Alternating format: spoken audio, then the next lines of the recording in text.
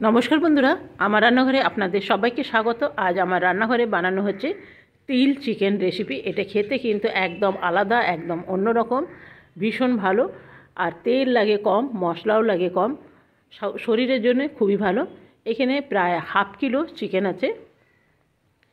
এটা কিন্তু একদম লোকাল বা দেশি চিকেন দিয়ে করলে ভীষণ ভালো হয়। কি কি নিয়েছি সেটা বলে দিই। নিয়েছি পেঁয়াজ, রসুন, আদা আর একটা কাঁচা লঙ্কা। কাঁচা লঙ্কার পরিমাণটা আপনারা বাড়াতেও পারেন, আবার কম করতেও পারেন। এখানে আছে রোস্টেড তিল, তবে এতটা তিল আমি নেব না। এটা আমি রোস্ট করেই রাখি, কেন কি যখন তখন রেসিপি বানাতে সুবিধা হয়। আর এইখানে নেব আমি আধা কিলোর জন্যে 4 চামচ। 4 চামচটাই একদম পারফেক্ট। 4 চামচের চেয়ে বেশি নেওয়া যাবে না, নিলে কিন্তু তেতো তেতো হয়ে যেতে পারে। তবে অনেক তিলও আছে যেগুলো তেতো হয়। তো চলুন, এটা আমার কিছু করার নেই, এটা তো রোস্ট করা আছে। এরপরে এটাকে আমি মিক্সির মধ্যে পিষে দেবো। আপনারা রোস্ট করেও রাখতে পারেন, আবার সঙ্গে সঙ্গে রোস্টও করা যায়। চাইলে আপনারা শিলে পিষে নিতে পারবেন, কিন্তু এইখানে আমার ঠিক আধ ভাঙা জিনিসটা লাগবে। পুরোপুরি একদম মিহি করে দিলে চলবে না, তাহলে যখন মুখে পড়বে না অসাধারণ লাগে। তো দেখুন, এটা আমার গুঁড়ো করা হয়ে গেছে। এটা এবারে আমি রান্নার মধ্যে দেব। তো চলুন, এটা আমার হয়ে গেছে। ঠিক জিনিসটা এই রকম হবে, আধ ভাঙা হবে। আবার আপনারা শিলেও পিষে নিতে পারবেন, তবে শিলে পিষলেও আবার জল দিয়েও পিষা যেতে পারে, কিন্তু এমনি গুঁড়ো পিষে নেবেন, সেটা আর একটু ভালো হয়। এখানে দিয়ে দেবো আমি কিছু পেঁয়াজ, খুবই কম পেঁয়াজ, একটা পেঁয়াজের অর্ধেক দিলাম আদা আর রসুনে। এই ক্ষেত্রে একটা জিনিস বলে রাখি, মাংসর পরিমাণ দেখে কিন্তু পেঁয়াজ রসুনটা দিতে হবে। এখানে হাফ কিলো চিকেনের আমি করছি, মানে একটা পেঁয়াজ নিয়েছি আর একটা এইটা রেখে দিয়েছি। অর্ধেকটা আমি এর মধ্যেই একটু থেতো করে নেব। ও রসুন আর আদা নিয়ে নিয়েছি, 1 ইঞ্চির মতন আদা আছে। এখানে 8-10 কোয়া রসুন আছে। আবার কাঁচা লঙ্কাটা আমি খুব কম দিলাম। এই রেসিপিতে খুব ঝাল হলে জিনিসটা ভালো লাগবে না। এটা এর মধ্যেই থেতো করে নিতে হবে, বা শিলের মধ্যেও আপনারা পিষে নিতে পারবেন। এই যে দেখছেন, ঠিক জিনিসটা এইরকম হবে। সবগুলোই যেন আধ ভাঙা জিনিসটা হবে। আর এই যে পেঁয়াজটা আছে, এটা আমি রান্নার মধ্যে দেবো একটু গোটা পেঁয়াজ। মোট একটা পেঁয়াজ আছে। এইখানে মাংসর মধ্যে আমি একটু নুন হলুদ লাগিয়ে দিলাম, তবে ক্যামেরার বাইরে চলে গেছে, এটা আমি পরে খেয়াল করেছি, এর জন্যে সরি। আর এইখানে প্যানের মধ্যে দিয়ে দেবো তেল। খুব বেশি তেল না, এখানে প্রায় 3 চামচের মতন তেল আছে। এই যে তেল মশলাও খুব কম লাগে। এরপরে আমি যে পেঁয়াজগুলো রেখেছিলাম সেই পেঁয়াজগুলো এখানে দিয়ে দিলাম। আর যে আদা রসুন কাঁচা লঙ্কা যেটা থেতো করে রেখেছিলাম সেটাও এখানে দিয়ে দিলাম। ভালো করে একটু ভেজে নিতে হবে যেন কাঁচা গন্ধটা না থাকে।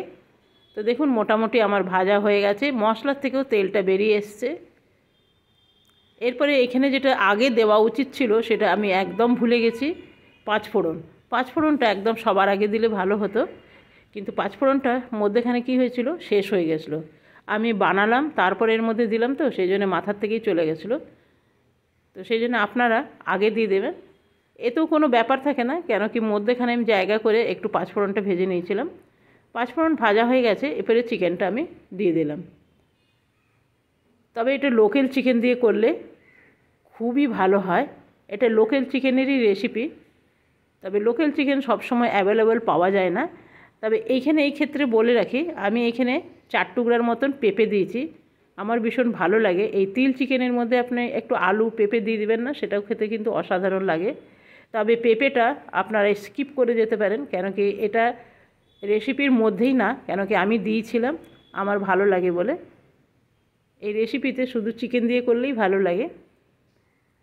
তো দেখুন, এটা মোটামুটি ভাজা হয়ে গেছে আর একটু জলও ছেড়ে এসছে। এরপরে আমি যে তিলটা রেখেছিলাম সেই তিলটা এখানে দিয়ে দিলাম।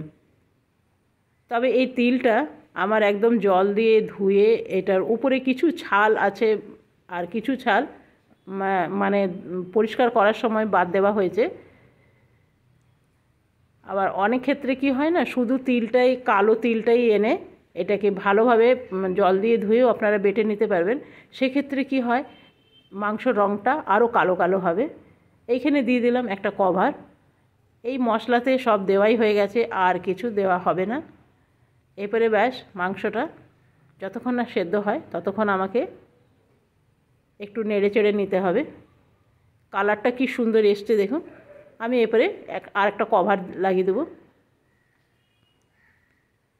কিছুক্ষণ পর ফিরে এলাম, দেখলাম যে মাংসটা একদম রেডি হয়ে গেছে। এরপরে এইটাকে আমি নামিয়ে নেব। চলুন, এটা হয়ে গেছে। এখানে নিয়ে নিলাম ভাত নিয়ে নিয়েছি, আর নিয়ে নেব চিকেন। ভীষণ ভালো হয় বন্ধুরা, অবশ্যই আপনারা একবার ট্রাই করবেন, আশা করি ভীষণ ভালো লাগবে। এইখানে আমি নিয়ে নিয়েছি ডাল। তো চলুন, আজকের রেসিপি আপনাদের কাছে কেমন লাগলো অবশ্যই আমাকে জানাবেন। সব কটায় তিনটেই ভীষণ গরম। আমাদের এদিকে বেশ বৃষ্টি পড়ছে, যার জন্য এরকম গরম গরম খেতে ভীষণ ভালো লাগবে। কেমন লাগলো অবশ্যই জানাবেন, আর যদি ভালো লাগে একটা লাইক করতে ভুলবেন না। আমার পাশে থাকুন, কালকে আসবো আবার নতুন রেসিপি নিয়ে। আপনারা সকলে ভালো থাকবেন, সুস্থ থাকবেন। Thank you, bye by.